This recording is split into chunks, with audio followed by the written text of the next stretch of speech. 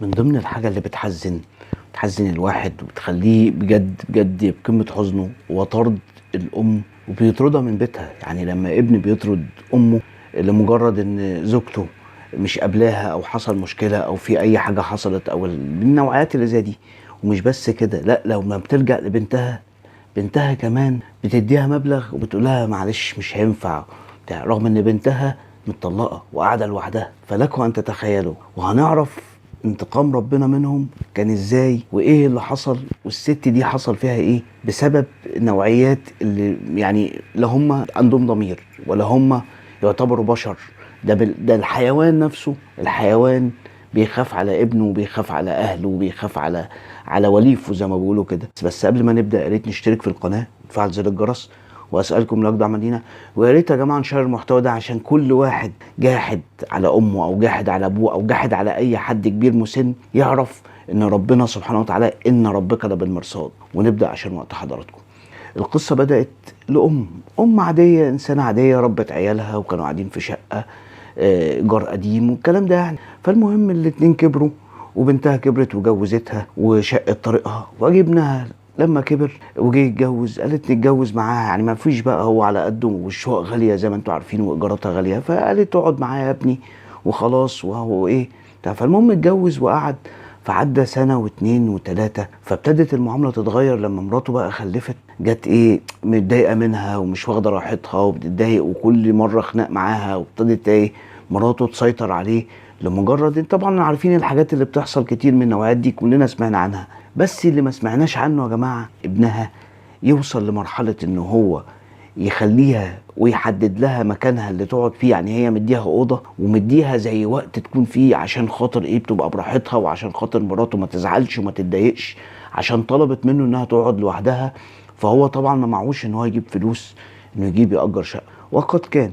فطبعا الام فضلت مستحمله وقالت عشان ابني. جت بقى لما جت في مره من المرات، جت اللي هي مراته وهو كان بره. فجت قالت لها انت بقى ايه ما بتمسحيش ليه؟ خليتها تمسح الشقه وتغسل مواعين وقال لها انت تقعدي هنا تخدميني وانا العيل. وكانت بتمنع حتى الابن اللي هو يعتبر حفيدها، كانت بتمنعه انها تشوفه رغم ان كانت معاها في بيت واحد. وكانت تخليها تنظف، كانت معاها هي شاكه خدامه. وطبعا هي كانت صابره وابنها كان عارف، بس كان ايه زي ما تقول بيطنش عشان خاطر ايه، خاطر مراته ما تزعلش او ما تغضبش. ده الدول بمعنى اصح يا جماعه. بس ففي احد المرات جت الام انفجرت فيها وقالت لها ليه كده يا بنتي، وليه ده انت زي بنتي وعيب لما تعملي معاها كده، انا ست كبيره. فقامت جايه مادة ايديها عليها زقتها بمعنى اصح. فلما زقتها وقعت. فطبعا جت اشتكت لابنها، فابنها بكل يعني قله ضمير وعدم رحمه يقول لها اكيد انت اللي غلطانه، ما انت اللي على طول بتتكلمي بصراحه، انا ما انتش مستحمل قعدتك معانا وبتاع. قالت له طب ما انا اعمل ايه يا ابني، مش هعمل ايه. قال لها معلش انت عايزه ايه، امشي اطلقها اسيبها؟ قلت له لا يا ابني انا مش عايز اهدم حياتك ومستقبلك، خلاص خلاص انت شوفي لك حاجه تانية وشوفي لك روحي اقعدي عند بنتك وهي قاعده لوحدها بعد ما انطلقت اهي. فالمهم يا ابني وانا ازاي ومش ازاي وده الشقه، قال لها كده. فالمهم هي شافت ان هو لو ما عندوش يعني زي ما بتقول خايفه عليه كمان، لو طلع بره مش هيلاقي يصرف او مش هيلاقي شقه يقعد فيها او الكلام ده، وحياته هتتدمر. فهي قامت جايه واخده بعضها وراحة عند بنتها. قالت لها يا بنتي انا هقعد معاكي عشان خاطر الفترة دي، عشان خاطر ايه ابني ومش مرتاح وخلم بعد ما خلف والشقة ضيقة والكلام ده. فالمهم الاول خدتها يوم في اتنين في تلاتة وهي لوحدها ومتطلقة ومعاها بنت وقاعدة في شقة لوحدها، اي نعم مش كبيرة بس قاعدة في شقة لوحدها. فجت بعديها مرة في مرة لقيت ايه جايبة في احد الايام مبلغ وبتدي لامها. ولما امها جت من بره كانت خارجه بتتسوق بتجيب حاجات، فجت لقيت محضره لها شطوناتها وحضره لها حاجتها. تقول لها ده مبلغ،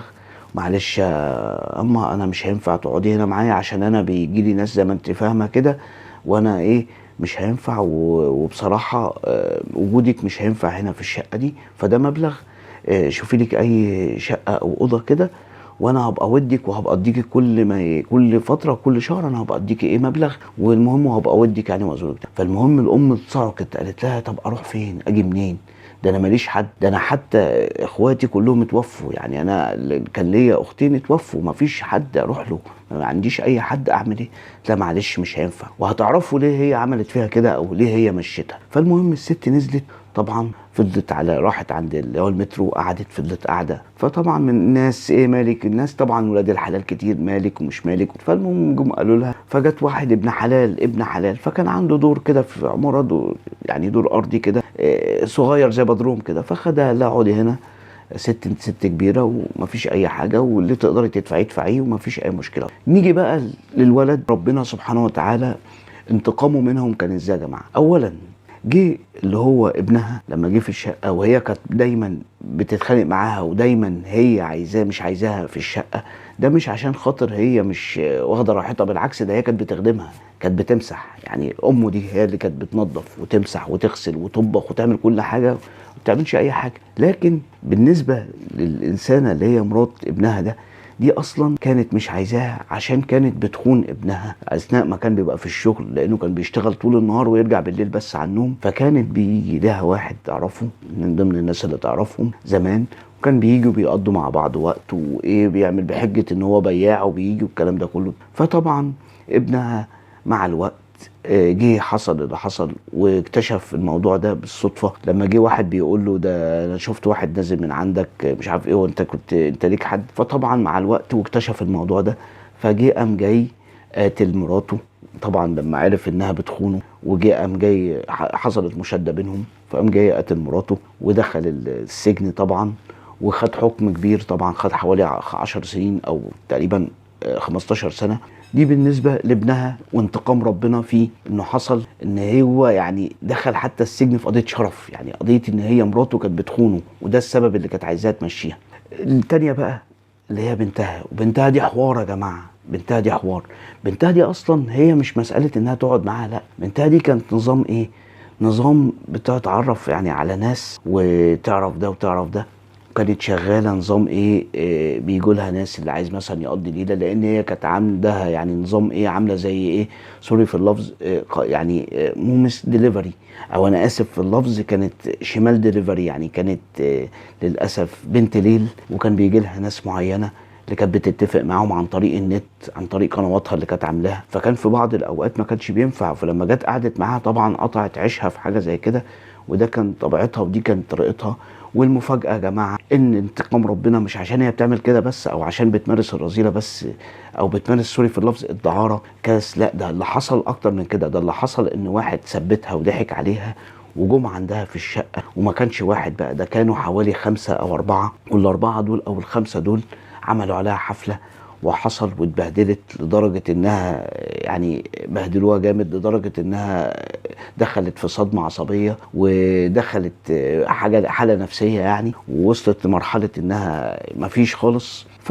فهي دي القصة، ان بنتها رمتها عشان خاطر هي بتمارس الرذيلة، وابنها رماها عشان خاطر مراته اللي هي بتخونه. فلو كان يا جماعة، لو جينا بصينا الموضوع، ودي القصة ودي نهايتهم الاتنين بشعة، وده انتقام ربنا عز وجل، نيجي نبص في اساس الموضوع.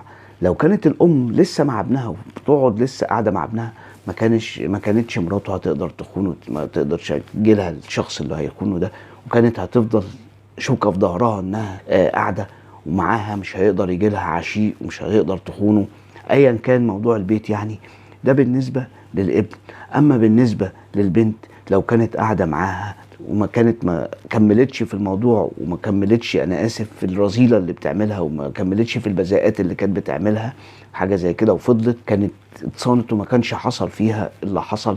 فربنا سبحانه وتعالى سلط عليهم نفسهم فاذاهم لامهم، وانتقم منهم اشد عقاب. وهنا الرساله يا جماعه، دي رساله لاي شخص، مش شرط يكون ممكن تكون راجل مسن تعرفه وانت مقتدر انك ترميه. امك يا جماعه، الام، ومش الام بس يا جماعه، الاب.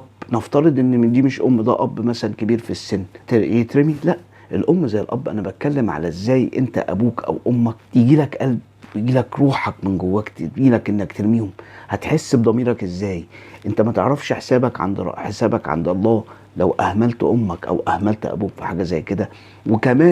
وكمان انت طردتها من شقتها اللي جوزتك معاك فيها. يعني شوفوا يا جماعة قمة البشاعة في اللي حصل ده. فربنا سبحانه وتعالى ذكر الأم لازم فرض عليك ان الام لازم تودها ولازم تشوف طلباتها ولازم تصاحبها في الدنيا معروفه. يعني شوف لو وصل يقول لك وصاحبهما في الدنيا معروفه، دي لو كانت امك دي اشر الناس، وجب عليك انك تصاحبها في الدنيا معروفه، انك لو محتاجه علاج تقعدها، لو محتاجه سكن تجيب لها سكن، لو محتاجه اكل تاكلها. فهي دي النقطه كلها يا جماعه. لكن كون ان انت تعمل في امك كده، فدي رساله لاي واحد يا جماعه. خدوا العبره من القصه دي.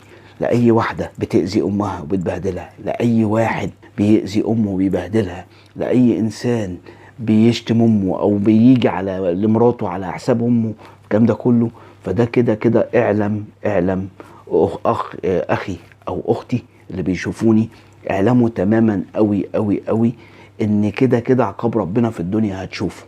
وهتشوفوا ايه بقى؟ ممكن في ولادك لو ليك بنت تطلع وحشه، ممكن في ابنك لو ليك ابن يطلع عاق يجيب لك نصيبه ويجي يفضحك، ممكن انت شخصيا يبقى ربنا سبحانه وتعالى يبتليك بمرض ملوش علاج، ممكن انت ربنا سبحانه وتعالى يبتليكي بعذاب، ومش شرط يكون عذاب مرض او حاجه زي كده، عذاب العيشه نفسها، تبقى عيشتك مش راضيه عنها على طول، وده بيبقى اقوى عذاب، انك ما تبقيش راضيه عن نفسك او راضيه عن عيشتك. ودي رساله يا جماعه لاي انسان، امك ثم امك ثم امك. مفيش اي شيء في الحياه يخليك مرتاح الضمير غير انك تبقى بر بامك وبابوك، انك تكون بر بامك وابوك مهما كان في مشاكل ومهما كنت بتضايق منه. كلنا بيحصل مشاكل وكلنا بنتخانق وكلنا بنتخانق مع اهالينا وكلنا بيحصل كل حاجه، ما فيش حد ما تقوليش ما بيحصلش مشاكل، كلنا انا وانت مشاكل. بس بر الام ده لو احتاجت حاجه، لو تعبت، لو عايزه تاكل، لو عايزه تسكن، لو عايزه تتعالج، لو عايزه اي حاجه، ما فيش جدال في حاجه زي كده، ما فيش اي حوار، ولا تقول لي ابن ولا تقول لي زوجه ولا تقول لي اخ ولا تقول لي صديق ولا تقول لي صاحب ولا تقول لي اي حاجه، امك. عشان كده اخر حاجه حبيت اختم بيها كما قال النبي صلى الله عليه وسلم عليه افضل الصلاه والسلام: الجنه تحت اقدام الامهات، الجنه تحت اقدام الامهات.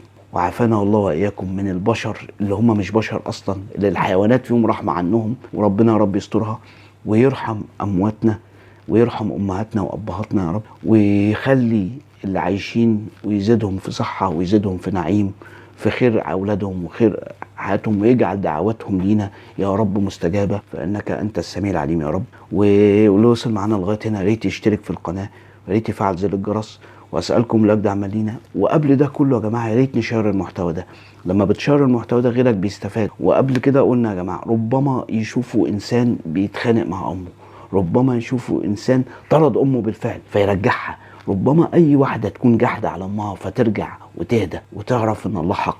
بس وعافانا الله واياكم من الفتن اللي زي دي، واشوفكم القضيه الجايه او القصه الجايه، والسلام عليكم.